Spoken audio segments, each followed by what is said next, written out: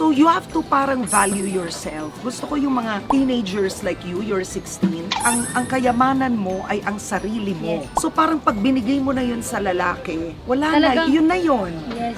So wait for the right time, the right guy, and yung right maturity mo. Yes po. Okay ba yun? Tama.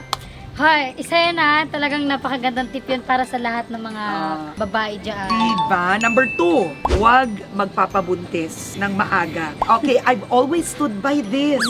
Pag ini-invite ako sa mga schools, sinabi ng nanay ko kasi, nung naghihirap yung mga magulang ko noon when we were growing up, nasa college ako, sabi ng nanay ko, Karen, please just huwag ka mabuntis na hindi ka handa. Kasi lahat ng, alam mo yon, lahat ng hinirap natin sa'yo, parang mawawala yung focus. And totoo yun. Kasi kailangan tulungan nyo po muna ang pamilya nyo na umangat.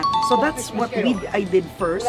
Ang mahirap pag nabuntis, magkakaroon ka na ng sariling pamilya. Of course, all children are a blessing from the Lord. But ako as a mother, and now as your ate and tita all rolled into one, kung may anak ako na babae, I would really say, ingatan mo yun, huwag ka magpapabuntis ka agad. Focus first on yourself, your career. Actually po, pag-isipan po muna bago. Yeah. And ang hirap po maging ina. Alam nyo yun.